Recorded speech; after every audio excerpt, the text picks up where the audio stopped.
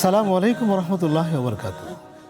আহমদুল্লাহ হামদা শাকিরিন ওয়া উসাল্লি ওয়া উসাল্লিমু আলা নবিয়িল আম্বিয়া ওয়াল আমিন ওয়া আলা আলিহি ওয়াত তাহিরিন ওয়াত তাইয়্যিবিন ওয়া সাহবিহি ওয়া মান তাবিআহুম বিইহসানিন ইলা ইয়াউমিদ্দিন। সুপ্রিয় দর্শক শ্রোতা, যারা কাছে কিংবা দূরে, শহরে কিংবা গ্রামে, দেশে কিংবা বিদেশে, বিশ্বজুড়ে যেখান থেকে দেখছেন, আপনাদের প্রিয় চ্যানেল দীপ্ত টিভির পর্দায় পলি কেবলস নিবেদিত Subhe Sadik, powered by beacon pharmaceuticals limited, cosponsor Islami bank Bangladesh PLC. সুপ্রিয় দর্শক শ্রোতা, আপনাদের প্রত্যেককে জানাই আন্তরিক প্রীতি, শুভেচ্ছা ও মোবারকবাদ। গোটা অনুষ্ঠান জুড়ে আমি রয়েছি আপনাদের সাথে, মুফতি মোহাম্মদ আব্দুল হালিম। আমরা প্রতিদিন এই বরকতময় মুহূর্তে জীবন ঘনিষ্ঠ একটি বিশেষ বিষয় নিয়ে, মাহে রমজানের একটি বিশেষ বিষয় নিয়ে আমরা আলোচনা করে থাকি। আজকেও তার ব্যতিক্রম নয়। আজকে আমাদের আলোচনার বিষয় সাহারি ও ইফতারের গুরুত্ব ও তাৎপর্য। এ বিষয়ে আলোচনা করতে আমরা দেশের দুজন বিজ্ঞ ইসলামিক স্কলারকে আমাদের স্টুডিওতে আমন্ত্রণ জানিয়েছি। আসুন তাদেরকে পরিচয় করে দিই আপনাদের সাথে। আমার ঠিক এই পাশে রয়েছেন বিশিষ্ট ইসলামী চিন্তাবিদ, প্রখ্যাত মুফাসসিরে কোরআন, খতিব ও ইসলামিক স্কলার মাওলানা মাসুম বিল্লাহ মাজহার। আসসালামু আলাইকুম ওয়া রাহমাতুল্লাহি ওয়া বারাকাতুহু। ঠিক আমার ওই পাশে রয়েছেন বিশিষ্ট ইসলামী স্কলার ও মিডিয়া ব্যক্তিত্ব মাওলানা শাহ মোহাম্মদ আতাউল্লাহ। আসসালামু আলাইকুম ওয়া রাহমাতুল্লাহি ওয়া বারাকাতুহু। ওয়ালাইকুম আসসালাম ওয়া রাহমাতুল্লাহি ওয়া বারাকাতুহু। আপনার দুজনকে আমাদের স্টুডিওতে স্বাগত জানাচ্ছি। আপনারা ইতিমধ্যে জেনেছেন যে আমাদের আজকের বিষয় সাহারি ও ইফতারের গুরুত্ব ও তাৎপর্য। শেখ, আমরা প্রথমেই আপনার কাছে জানতে চাইব, সাহারির বিষয়ে ইসলামী নির্দেশনা কতটুকু জোরালো? আলহামদুলিল্লাহ ওয়াসসালাতু ওয়াসসালামু আলা রাসূলিল্লাহ, আম্মা বা'দ। ধন্যবাদ বিজ্ঞ সঞ্চালক এবং স্বাগত জানাচ্ছি প্রিয় দর্শক বৃন্দ আপনাদেরকে। শেখ, আপনি জানেন আল্লাহ সুবহানাহু ওয়া তাআলা কুরআনুল কারীমের সূরা নিসার ২৮ নম্বর আয়াতে উল্লেখ করেছেন, ইউরিদুল্লাহু আইয়ুখাফিফা আনকুম ওয়া খুলিকাল ইনসানু দাঈফা। আল্লাহ তাআলা মানুষকে যাতে মানুষের উপর কোনো কষ্ট না হয়ে যায়, মানুষের উপর কোনো প্রেশার না হয়ে যায়, সেজন্য তার সকল বিধানকে মানুষের জন্য সহজ করে দিয়েছেন। তো যেই কাজগুলো বেসিক্যালি আমাদের স্বার্থের সাথে সংশ্লিষ্ট, আল্লাহর সাথে এখানে কোনো মৌলিকভাবে স্বার্থ সংশ্লিষ্ট কোনো কানেকশন নেই, তোর মধ্যে সব ইবাদতই রয়েছে, আমরা যা করি আসলে নিজের জন্যই করি। তোর মধ্যে সাহারি এবং ইফতারের যে বিষয়টা, এই দুটো বিষয় আসলে বেসিক্যালি আমরা আমাদের ফিজিক্যালি স্ট্রেংথ, এনার্জি মেনটেন করার জন্যই করতে হবে এবং করতে হতো। কিন্তু আল্লাহ সুবহানাহু ওয়া তাআলা আমাদের জন্য কতটা অনুগ্রহ করেছেন যে যেই ব্যাপারটি আমাদের সাথে জড়িত, আমাদের স্বার্থের সাথে জড়িত, সেটিকে তিনি ইবাদত হিসেবে আখ্যায়িত করেছেন এবং সেটিকে পরকালীন মুক্তি এবং দুনিয়াবী শান্তির জন্য একটি গ্যারান্টি হিসেবে আমাদেরকে উল্লেখ করেছেন। আমরা যদি হাদিস থেকে আমরা শুনতে চাই, আহমদ ইবনে হাম্বল যে হাদিস বর্ণনা করেছেন, তিনি বলেছেন, রাসূল কারীম সাল্লাল্লাহু আলাইহি ওয়াসাল্লাম বলছেন, আস-সাহুরু আকলুহু বারাকাহ ফালা তাদউহু ওয়ালাউ আইয়াজরা আহাদুকুম জুরআতাম মিম্মা ফাইন্নাল্লাহা ওয়া মালাইকাতাহু ইউসাল্লুনা আলাল মুতাসাহহিরিন। রাসূল কারীম সাল্লাল্লাহু আলাইহি ওয়াসাল্লাম বলছেন যে আস-সাহুরু আকলুহু বারাকাহ, সাহরির মধ্যে রয়েছে বারাকা রয়েছে। ফালা তাদউহু, তোমরা এই বারাকাকে, বরকতময় এই সাহারিকে তোমরা উপেক্ষা করো না, স্কিপ করো না। ওয়ালাউ আইয়াজরা আহাদুকুম জুরআতাম মিম্মা, যদিও তোমাদের যে কোনো ব্যস্ততার কারণে হোক, তোমাদের অলসতার কারণে হোক, যে কোনো মূল্যে যদি এমন অবস্থা হয় যে খাইতে মন চাচ্ছে না বা এরকম মুড কাজ করছে না, এক গ্লাস পানি পান করে হলেও, এক ঢোক পানি পান করে হলেও তোমরা সেই বারকা থেকে বঞ্চিত হইও না। কেন? ফাইন্নাল্লাহা ওয়া মালাইকাতাহু ইউসাল্লুনা আলাল মুতাসাহহিরিন, কেননা স্বয়ং আল্লাহ রাব্বুল আলামিন এবং তার ফেরেশতাকুল ওই যিনি সাহারি বক্ষণ করছেন তার জন্য দুরূদ পড়ছেন, তার জন্য দোয়া করছেন এবং রহমত বর্ষণ করছেন। সুতরাং এখান থেকে আমরা বুঝতে পারি যে সাহারির কতটা ইম্পর্টেন্স, কতটা গুরুত্ব ইসলামী শরিয়া আমাদেরকে দিয়েছেন, যেটার মধ্য দিয়ে আমরা অনেক বারাকা অর্জন করতে পারি। এবং সেই সাহারির বিষয়টা কখন খেতে হবে সেই ব্যাপারটা আমাদের অত্যন্ত গুরুত্বপূর্ণ, যেহেতু এটা শেষ রাতে খাওয়ার ব্যাপারটা আসছে। শেষ রাত বলতে স্যারের প্রপার টাইমটা জি, শেষ রাত তো মোটামুটি অনেক সময়কে বোঝানো হয়, কিন্তু আসলে রাসূল করিম সাল্লাল্লাহু আলাইহি ওয়াসাল্লাম বলছেন যে সাহারির টাইমটা কখন খেতেন। সাহাবায়ে কেরাম যায়েদ ইবনে সাবিত রাদিয়াল্লাহু আনহু বলছেন, তাসাহহারুনা মা রাসূলিল্লাহি সাল্লাল্লাহু আলাইহি ওয়াসাল্লাম সুম্মা কুমনা ইলা সালাহ, যে আমরা রাসূল করিম সাল্লাল্লাহু আলাইহি ওয়াসাল্লামের সাথে সাহারি খেলাম, অতঃপর নামাজে ফজরের সালাতে দণ্ডায়মান হলাম। তো কুলতু কাম কানা কদরু মা বাইনাহুমা, ওই যায়েদ ইবনে সাবিতকে জিজ্ঞেস করা হয়েছে, হে যায়েদ ইবনে সাবিত, তোমরা যে রাসূল করিম সাল্লাল্লাহু আলাইহি ওয়াসাল্লামের সাথে সাহারি খেলে এবং ঠিক পরক্ষণেই তোমরা ফজরের সালাতে দাঁড়িয়ে গেলে, এই মাঝামাঝি সময়টা কতটুকু, ব্রেকটা কতটুকু ছিল? যায়েদ ইবনে সাবিত বলছেন যে খমসু আয়া, যে 50টি আয়াত তেলাওয়াত করতে যতটুকু সময় প্রয়োজন হয় ঠিক ততটুকু অল্প সময় এই দুটো সময়ের মধ্যে গ্যাপ ছিল। অর্থাৎ আমরা বুঝতে পেরেছি যে খুব কম সময় এখানে গ্যাপ ছিল। কারণ রাসূল করিম সাল্লাল্লাহু আলাইহি ওয়াসাল্লাম বলছেন, ইন্না মা'আশারাল আম্বিয়া উমিরনা বিতা'জিলি ফিতরিনা ওয়া তা'খিরি সুহুরিনা। আল্লাহ রাসূল বলছেন, আমাদের রাসূলদেরকে আল্লাহ তাআলা স্বয়ং আদেশ করেছেন এই মর্মে যে যাতে আমরা বিলম্ব করে সাহারি খাই, মানে শেষ সময় সাহারি খাই, এবং আর্লি আমরা ইফতার করি। সুতরাং আল্লাহ আমাদেরকে কষ্ট দেওয়া মুখ্য উদ্দেশ্য নয়, আল্লাহর মুখ্য উদ্দেশ্য হচ্ছে আমরা আল্লাহর বিধানকে প্রপারলি ফলো করছি কিনা। শেখ, আপনাকে অসংখ্য ধন্যবাদ। আপনি অত্যন্ত চমৎকার করে খুবই তাত্ত্বিক আলোচনায় পেশ করছিলেন। আমরা আবারও আপনার কাছে আসবো। আমরা যাচ্ছি শেখের কাছে। শেখ, আমরা এ পর্যায়ে আমরা আপনার কাছে প্রশ্ন রাখছি যে আল্লাহ নবী বিশ্বনবী মুহাম্মদ রাসূলুল্লাহ সাল্লাল্লাহু আলাইহি ওয়াসাল্লাম তিনি কীভাবে সাহারি করতেন? হুজুর আকরাম সাল্লাল্লাহু আলাইহি ওয়াসাল্লাম ইরশাদ করেন, তাসাহারু ফাইন্না সাহর বারাকাতান, যে তোমরা সাহারি করো, কারণ সাহারির ভিতরে বরকত রয়েছে। সুতরাং এই সাহারি করার অনেক উপকারিতা রয়েছে। হুজুর আকরাম সাল্লাল্লাহু আলাইহি ওয়াসাল্লাম দেখবেন সারা বছরের একটা রুটিন ছিল যে তিনি সারা রাত কিন্তু জাগতেন না। তিনি রাতের বেলা খাবার খেয়ে তাড়াতাড়ি ঘুমিয়ে যেতেন এবং রাতে উঠে কিয়ামুল লাইল করতেন। কিন্তু এই যে কিয়ামুল লাইল করতেন, কিন্তু রমজানের ব্যাপারে কিন্তু আরও কিন্তু সে কোমর বেঁধে ইবাদত বন্দেগী করতেন। কারণ কি, বান্দাদের উৎসাহ দেওয়ার জন্য, উম্মতে মুহাম্মাদের উৎসাহ দেওয়ার জন্য। সুতরাং আমাদেরকে এই সাহারি খাওয়ার অনেক উপকারিতাও রয়েছে। কারণ আমরা কিয়ামুল লাইল করব, আল্লাহর কাছে দোয়া করব, ইস্তেগফার করব, তওবা করব, আল্লাহর কাছে পানা চাইব। রব্বানা জালামনা আনফুসানা ওয়া ইল্লাম তাগফির লানা ওয়া তারহামনা লানাকুনান্না মিনাল খাসিরিন, এভাবে আমরা আল্লাহর কাছে মাপ চাইব। তা এরপরে আমরা খাবার দাবার খাবো। যে যায়েদ ইবনে সাবিত রাদিয়াল্লাহু তাআলা আনহু বলেন যে আমি হুজুর আকরাম সাল্লাল্লাহু আলাইহি সাল্লামকে দেখেছি যে খাবার খাওয়ার পরই যে রোজা সালাতের জন্য দাঁড়িয়ে যেতেন।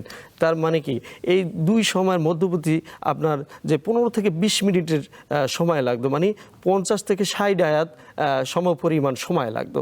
তাহলে আমাদের বুঝতে হবে যে আমরা সাহারিটা একটু লেট করে খাবো, কারণ আল্লাহ রাসূল সাল্লাল্লাহু আলাইহি সাল্লাম এটাই আমাদেরকে শিক্ষা দিয়েছেন। সুতরাং এটা যা কিছুই করছে স্বয়ং রব্বুল আলামিন সব কিছু আমাদের বান্দাদের জন্য মঙ্গলের জন্য করেছেন, সহজ করে দিয়েছেন।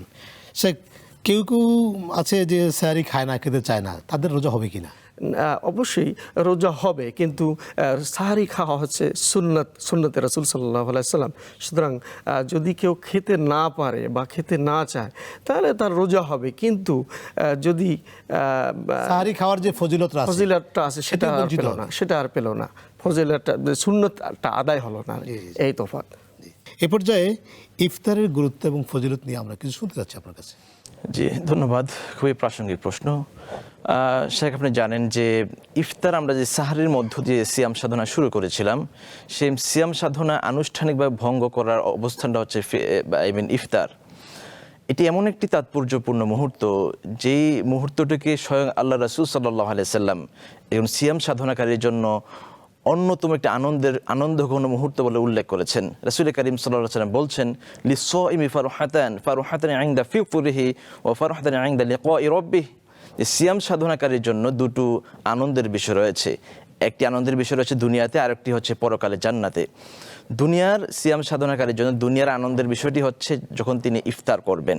এই ইফতারের সময়টি অত্যন্ত গুরুত্বপূর্ণ, কারণ হচ্ছে এই সময় সারাদিন না খেয়ে না পান করে সকল ধরনের হারাম কাজ থেকে বিরত থেকে তিনি সিয়ামটা ভঙ্গ করছেন, সিয়ামটা ভাঙতেছেন। এই সময়টা তার জন্য দোয়া কবুলের ব্যবস্থাপনা রয়েছে। এখানে আনন্দের একটা সবচেয়ে বড় ব্যাপার হলো আমরা আসলে চাহিদা যেটা আমাদের, শুধু নিজে সেলফ ইন্টারেস্ট যেটা, সেটার মধ্য দিয়ে কিন্তু প্রকৃত মানুষ তার মধ্যে আনন্দ বয়া আসে না। তখনই আনন্দটা প্রকৃত অর্থে হয় যখন আমার পার্শ্ববর্তী অন্য ভাইটি অন্য বোনটি যখন ক্ষুধার্ত না থাকে তিনিও তৃপ্তি সহকার খাবার খেলেন, আমি যেরকম ভালো আছি তিনি যখন সেরকম ভালো থাকে, এই মুহূর্তটি যখন আমার মধ্যে কাজ করে যে আমি ভালো আছি, আমার ভাইটিও ভালো থাকুক, আমি খাচ্ছি আমার মতো আমার ভাইও খাক, অন্য সিয়াম সাধনকারী খাক, এই ফিলিংসটি যখন আমার মধ্যে কাজ করে তখনই প্রকৃতার্থে আমার মধ্যে আনন্দ কাজ করবে। এজন্য রাসূল করিম সাল্লাল্লাহু আলাইহি ওয়াসাল্লাম অত্যন্ত চমৎকারভাবে বলেছেন যে আমরা তো নিজে ইফতার করবই, আমাদের এই আনন্দটিকে পরিপূর্ণতা দেওয়ার স্বার্থে আমাদেরকে অন্যদেরকে ইফতার করাতে হবে, এবং সেটি করালে কত বেশি আমাদের জন্য ফজিলত রয়েছে সেই কথাটি আল্লাহ রাসূল বাদ দেননি। রাসূল করিম সাল্লাল্লাহু আলাইহি ওয়াসাল্লাম বলছেন, মান ফাত্তারা সাইমান কানা লাহু মিসলু আজরিহি গায়রু আন্নাহু লা ইয়ানকুসু মিন আজরি সাইমি শাইআন। রাসূল করিম সাল্লাল্লাহু আলাইহি ওয়াসাল্লাম বলছেন যে ব্যক্তি অপর ভাইকে ইফতার করাবে, তিনি ইফতার করিয়ে ওই ভাই সিয়াম সাধনা করে যতটুকু সওয়াব অর্জন করেছেন, পরিপূর্ণ একটি সিয়াম সাধনা করলে, একটি রোজা রাখলে যে সওয়াব হবে, ওই ভাই সারাদিন রেখে যে সওয়াব অর্জন করেছেন, আমি যদি ওই ভাইকে, ওই সিয়াম সাধনাকারীকে ইফতার করাই তাহলে সমপরিমাণ একটা পরিপূর্ণ রোজার সওয়াব আমি পেয়ে যাব। সুবহানাল্লাহ। এতে করে ওই সিয়াম সাধনাকারীর সিয়াম থেকে কোনো সওয়াব কর্তন করা হবে না। ইভেন এক্ষেত্রে এই যে ইফতার করাবে সেটা কি দিয়ে ইফতার করাবে, সেখানে কি অনেক কিছু থাকতে হবে নাকি?